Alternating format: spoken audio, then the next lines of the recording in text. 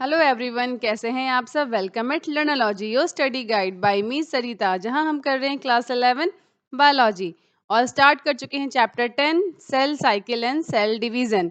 Part 1 की video का link मैंने नीचे डिस्क्रिप्शन में दे दिया है। तो चलिए जल्दी से स्टार्ट करते हैं पार्ट 2। सेल डिवीजन के डिफरेंट फेज को समझने के बाद अब हम समझते हैं एम फेज को, जिसे माइटोटिक फेज भी कहा जाता है, जिसमें हमें ये 5 स्टेप्स देखने को मिलेंगे। It is also known as equational division, क्योंकि यहाँ जो नंबर ऑफ क्रोमोसोम्स हैं वो पेरेंट एंड प्रोजेनी सेल्स दोनों में सेम होते हैं।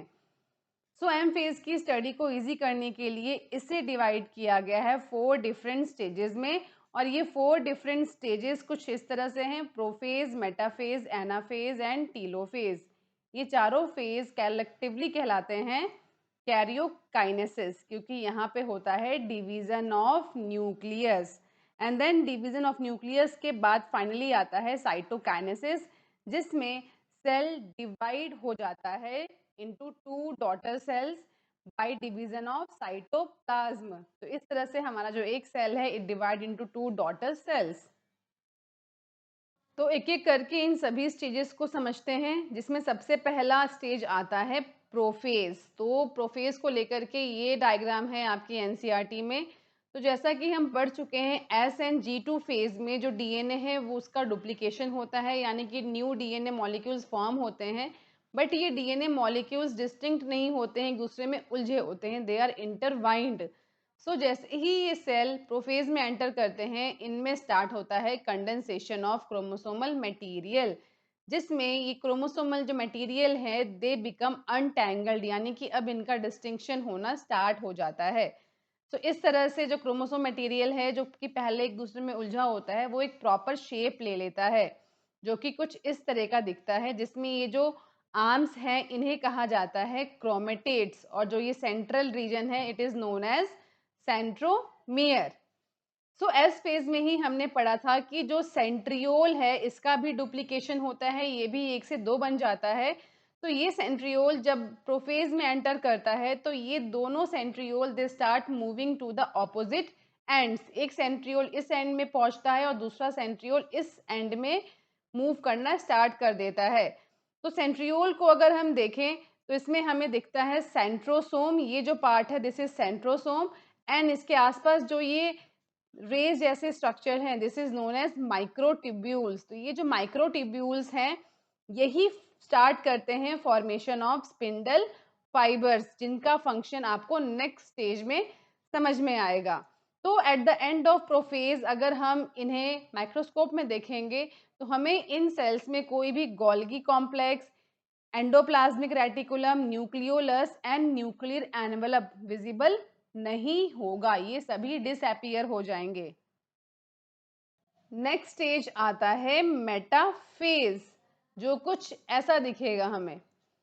मेटाफेज में क्या होता है, जो न्यूक्लियर एनवेलप है वो पूरी तरह से डिसअपीयर हो जाता है, एंड जितना भी कुछ आप देखेंगे वो सिर्फ आपको साइटोप्लाज्म के अंदर ही दिखेगा, यानी कि जो क्रोमोसोम है वो पूरा का पूरा साइटोप्लाज्म में स्प्रेड हो जाता है। मेटाफेज आते आते जो कंडेंसेशन ऑफ क्रोमोसोम स्टार्ट हुआ था प्रोफेज में वो बिल्कुल कंप्लीट हो जाता है, एंड मेटाफेज में जो 2 सिस्टर क्रोमेटिड्स हैं which are held together by centromere, जैसा कि हम देख चुके हैं ये है centromere, these are sister chromatids, and ये दोनों एक दूसरे से अटैच हैं एट द सेंट्रोमियर। तो यहाँ पे जो सेंट्रोमियर है इस पे आप जो ये 2 स्मॉल डिस्क शेप जैसे स्ट्रक्चर्स देख रहे हैं, these disc shape structure is known as kinetochore. तो काइनेटोकोर का काम क्या होता है, ये काइनेटोकोर अटैच हो जाता है स्पिंडल फाइबर से। स्पिंडल फाइबर मैं आपको बता चुकी हूँ कि ये फॉर्म होता है बाय माइक्रोट्यूब्यूल्स, जो कि सेंट्रियोल्स के अराउंड फॉर्म होते हैं, ठीक है। तो इन स्पिंडल फाइबर से ये काइनेटोकोर अटैच हो जाते हैं, एंड एट द एंड इस तरह से ये एक ही सीक्वेंस में अटैच हो जाते हैं हॉरिजॉन्टली, जैसे कि आप देख रहे हैं यहाँ डायग्राम में।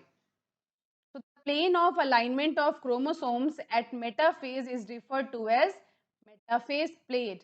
जो ये आप अरेंजमेंट देख रहे हैं, इस अरेंजमेंट को कहा जाता है मेटाफेज प्लेट।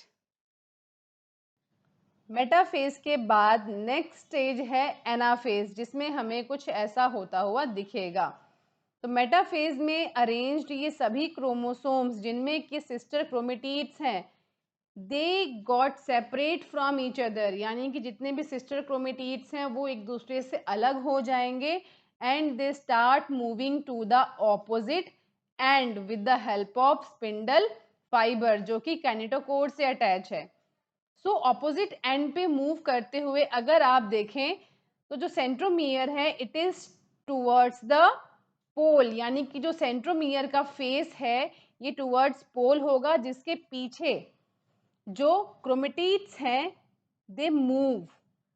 तो आगे है सेंट्रोमियर, उसके पीछे क्रोमेटिड्स मूव करना स्टार्ट करेंगे and they reach the opposite poles. तो इस तरह से जो एनाफेज है, इस फेज में सिस्टर क्रोमेटिड सेपरेट हो जाएंगे एंड वो मूव कर जाएंगे ऑपोजिट पोल्स पे। नेक्स्ट स्टेज है टीलोफेज, जो कुछ ऐसा दिखता है। तो टीलोफेज की स्टार्टिंग में जो क्रोमोसोम्स हैं they reach their respective poles and यहाँ पहुँचने के बाद ये वापस से डीकेंडेंस हो जाते हैं, यानी कि प्रोफेज में हमने देखा था जो क्रोमेटिन मटेरियल है उनका कंडेंसेशन स्टार्ट होता है और जो क्रोमोसोम्स हैं वो फॉर्म हो जाते हैं, यानी कि बिल्कुल डिस्टिंक्ट स्ट्रक्चर फॉर्म हो जाता है। बट ये जो डिस्टिंक्ट स्ट्रक्चर्स थे जिन्हें हम क्रोमोसोम बोल रहे थे, ये वापस से अपने रिस्पेक्टिव पोल्स पे पहुंचने के बाद डीकंडेंस हो जाते हैं, यानी कि दे लूज देयर इंडिविजुअलिटी। उसके बाद न्यूक्लियर एनवेलप हमने देखा था कि ये प्रोफेज के एंड डिसअपीयर हो जाता है, बट टेलोफेज में ये वापस से रिफॉर्म हो जाता है around the chromosome clusters and nucleolus, Golgi complex and endoplasmic reticulum ये वापस से अपीयर हो जाते हैं इन द साइटोप्लाज्म, जो कि प्रोफेज में डिसअपीयर हो गए थे। लास्ट स्टेज आता है साइटोकाइनेसिस, जो कुछ ऐसा दिखेगा। तो अब तक हमने देखा टिल टीलोफेज जो न्यूक्लियस है ये दो में डिवाइड हो गया है and they reach their respective poles, but अभी भी साइटोप्लाज्म सिंगल ही है, इसका डिवीजन नहीं हुआ है। तो जब तक साइटोप्लाज्म का डिवीजन नहीं हो जाता तब तक सेल डिवीजन कंप्लीट नहीं होगा। तो साइटोकाइनेसिस जो है ये animal cell and plant cell में वेरी करता है, क्योंकि एनिमल सेल में सिर्फ प्लाज्मा मेम्ब्रेन होता है, लेकिन प्लांट सेल में प्लाज्मा मेम्ब्रेन के साथ साथ सेल वॉल भी होता है। सो ये साइटोकाइनेसिस एनिमल सेल में डिफरेंट है और प्लांट सेल में डिफरेंट है। तो एनिमल सेल में आप देखेंगे कि जो प्लाज्मा मेम्ब्रेन है उसमें फर्रो अपीयर हो जाता है, यानी कि ये जो आप डिप्रेशन देख रहे हैं this is called cleavage furrow. ये फर्रो ग्रेजुअली डीप होता जाता है from outer to inward, यानी कि बाहर से सेंटर की तरफ ये डिपेंस होता जाता है and eight the end of this ये जो सेल है ये दो में डिवाइड हो जाता है।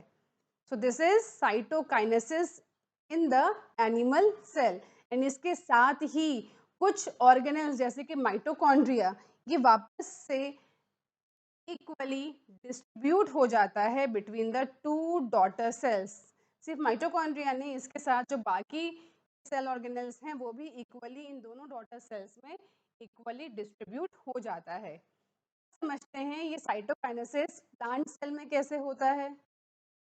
सो ये है प्लांट सेल जिसमें आउटर कवरिंग सेल वॉल की होती है। तो जैसा कि हमें पता है cell wall is made up of dead cells, therefore it is inextensible, जिसके कारण वॉल फॉर्मेशन है it starts in the centre of the cell और सेंटर से ये वॉल फॉर्म होती हुई आउटवर्ड की तरफ एक्सटेंड करती है, यानी कि जो वॉल फॉर्मेशन है जो सेपरेटिंग वॉल है सेंटर से बाहर की तरफ फॉर्म होती है और धीरे धीरे ये सेल प्लेट, इसे सेल प्लेट कहते हैं, ये फॉर्म हो जाता है जो सेल को दो में डिवाइड कर देता है। तो ये सेल, यही सेल प्लेट आगे जाके जिसे हम मिडल लैमिला कहते हैं between the walls of two adjacent sales.